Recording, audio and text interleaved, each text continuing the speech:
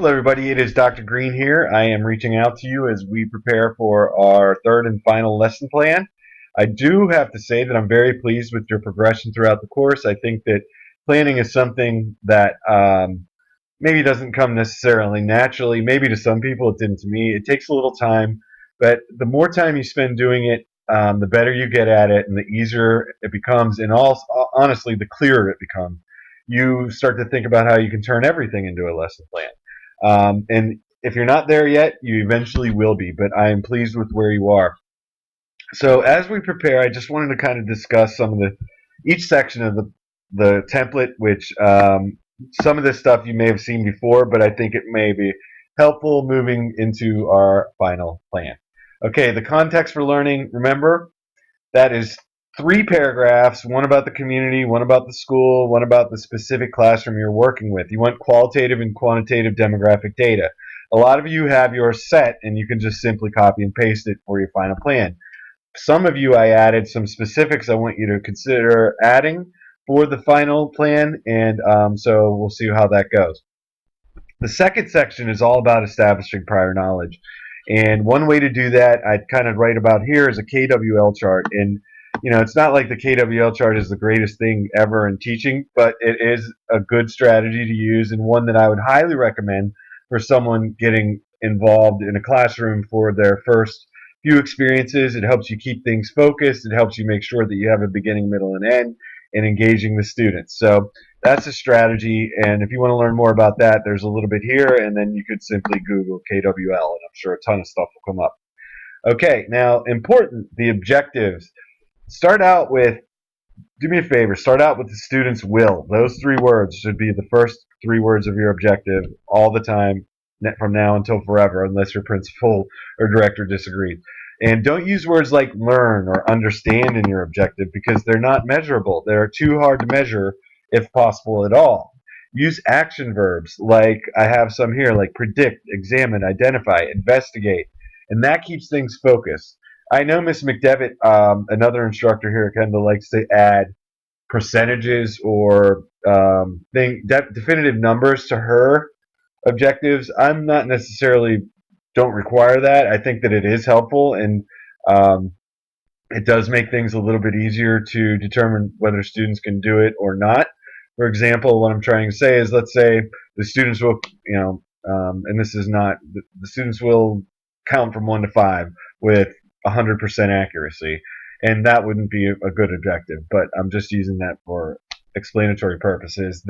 So at the end, your assessment would be, you assess, well, can the student count from 1 to 5, yes or no, with 100% accuracy. So if they can't do it with 100% accuracy, then no, they did not meet their objective. Hopefully that makes that a little clearer. And then the standards section, when you go through the standards, simply copy and paste them with the letters and numbers as they are. And you know what, you could probably go through the standards and find 15 or 20 that match your lesson and some things that you're trying to do. But pick 5 to 7, stick with that match your lesson the closest, and go with that. Okay? The resources and materials section. This may seem kind of overblown or whatever, but it's not. I mean, a lesson can completely fall apart, and I've seen it and actually done it. I've been myself, where whenever you don't have everything you need right in front of you, can completely derail a lesson, especially if you're in a group of students that don't necessarily have that have some behavioral issues. It can lose them and lose their engagement and attention quickly. And then for those of you who are going on to take to student teach, I am the primary student teaching seminar instructor and in charge of the EdTPA. I'm the EdTPA coordinator for Kendall. So we're going to be working together. And what my students are going through now is those EdTPA students have to copy and paste their resources and materials, scan and copy them, and then submit them. So it's just good practice to get into, and that's why we're doing that now, one major reason. All right, and then academic vocabulary. Academic vocabulary, take that straight from your objectives. So if your objective was the students will identify similarities and differences from people around the world, your academic vocabulary words is identify, okay? And then your content vocabulary would be, what let's say in the example I give here are the content vocabulary words are the words that students need to know in order to be successful with the content. Say you're studying weather disasters. The content vocabulary could be tornado, hurricane, mudslide, earthquake, floods, etc. So whatever you're studying, and the vocabulary words that students need to know to be successful, those are the content vocabulary words. All right, and then we go on to anticipated situations. You guys are great with behavioral situations, but I want you to focus on, which a lot of you have, academic situations, academic what ifs.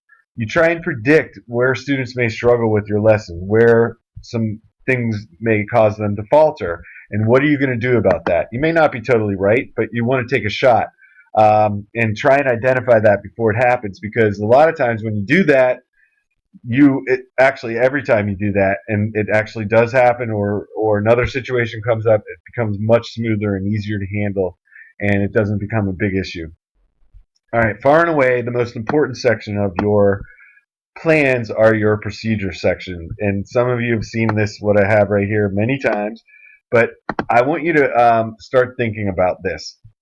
What I do when I'm reading your plans and when I'm grading them is I think if I were a substitute who had to come in your class with no knowledge of the students, I just had to pick up your plan, read it, and teach it, would I be able to do that? And if I can, okay, good. If not, then you got to add more details. And I keep telling you guys to add, write it like a recipe in a cookbook.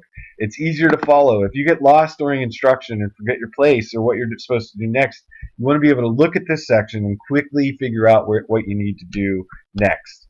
Write out your questions in this section. So many times I've seen teachers forget to ask important questions, and they'll ask only lower level questions or rote memorization questions, and it doesn't push the students to higher order thinking, which is the goal, right?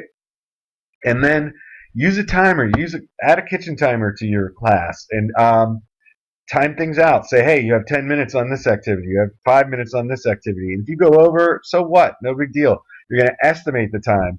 And but doing that, pacing is a difficult thing for all new teachers, and that might be a generalization. But from my experience, it's been a consistent issue that teachers have dealt with, especially newer teachers. And timing things out will help with pacing. Keeping a kitchen timer or using an online stopwatch. If you Google online stopwatch, you'll find several. That will keep you moving. Okay, in the extension, what are you going to do for those students who master the content? How can you introduce them to have to do something with the topic in a different way? For example, if you're studying former President George Washington and have a high-flying student, why not have that student go to the library and research on the internet or create a timeline of his life? Obviously, check with a librarian first, and obviously not with pre-K students. But that was just to give you an idea of what an extension would be. This would be an older student. Okay. Assessment. Okay, when I'm rating your lesson plans, I'm looking, does your assessment tie into your objectives? Meaning, do you measure what you said you were going to measure? And can you answer these questions? Again, you've probably seen this before. Based on what you have planned for the assessment, will you be able to tell what students know and are able to do as a result of what you taught them? And does what you measure, your assessment plan, tie directly to the objectives? Did you assess what you said you would? If you can answer those two questions, then you're good to go. Analysis of data, and we got into this a little bit more this week, but you're going to use qualitative and quantitative information. Qualitative, use words, quantitative numbers to describe how students did. And remember, you need to actually deliver the lesson, conduct your assessment, and gather that data in order to fill this section out. So you can say 21 out of 25 students successfully met the objective of counting from 1 to 5, or whatever your objective is. And, and you're going to want to do that and then add that quantitative and qualitative piece to create a whole picture rather than just a partial picture. And then in the reflection piece, you're going to say what went well, answer these 3 questions. What went well, what did not go well, and what would you change next time you teach the lesson? If you add those 3, you're good to go. And then in the professional development section, final section, some professional development activities include reading a professional journal, taking a course, talking with a colleague, attending a workshop, conducting independent research, rate all the professional development activities that you're involved with at the present time when you're doing that. So all of you could say you're taking a course. And I would hope that all of you could say you're researching, conducting research on the internet. All right, you guys are in a great position. I don't see anybody in a very poor position right now. I'm very excited to see what you come up with. And as always, I'm here if you need me. And good luck.